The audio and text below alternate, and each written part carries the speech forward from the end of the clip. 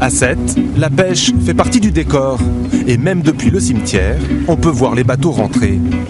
Aujourd'hui, le bilan est moyen. 1 tonne par bateau, des espèces en vrac qu'il faut trier. Mais à 2 pas, sur les quais, les plus gros, les plus beaux des bateaux ne sortent plus que quelques jours par an. Spécialisés dans le thon rouge, il ne leur faut que 24 à 48 heures de pêche pour ramener dans leurs immenses filets leur quota annuel de thon rouge. Un quota réduit à la portion congrue. Depuis 2008, on pensait l'espèce en voie de disparition. Du coup, certains thoniers ont dû réinventer leur métier. Sur son petit bateau, un palangrier, Martial ne pêche plus au filet, mais à la ligne. Et bonjour. Soumis au même quota, ce jour-là, il ramène 7 thons. C'est des poissons qui, il n'y a même pas 10 heures de ça, nagent encore. Donc, niveau qualité. Pourquoi faut les baguer? Pour la traçabilité du poisson. Marquage, bagage, quota, pesé pièce par pièce. 32 kg pour 1,30 m. Cette procédure longue et très contraignante n'existe que pour le thon rouge. Pour 1,23 m.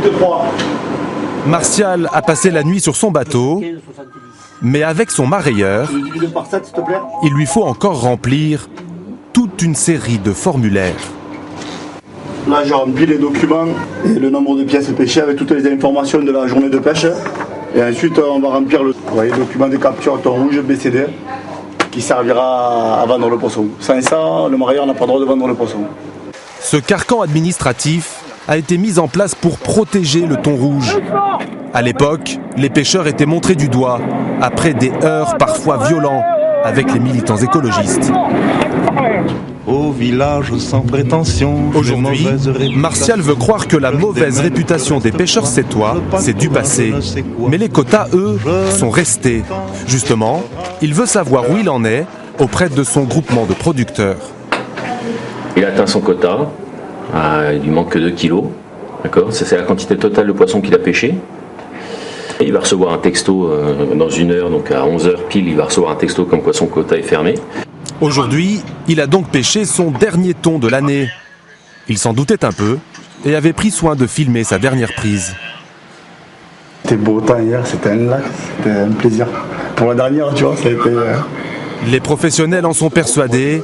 Après 6 années de quotas drastiques, en Méditerranée, le thon rouge n'est plus menacé. Depuis 2008, il y avait une forte pression des ONG et puis c'est vrai, pas mal de discours alarmistes sur la situation du thon rouge. Et les professionnels, ça fait 3 ou 4 ans qu'ils disent qu'il y a beaucoup de thon rouge en Méditerranée. Ils le constatent quand ils vont à la mer. Et les scientifiques l'ont maintenant démontré de manière claire cette année, bien que la situation était déjà précisée l'année dernière. Actuellement, le stock est 3 fois à 4 fois supérieur à ce qu'on pouvait observer dans les années 50, donc des biomasses gigantesques. Alors, comme l'Europe s'apprête à définir les quotas de 2015, les pêcheurs sétois demandent 5% de prise en plus par an.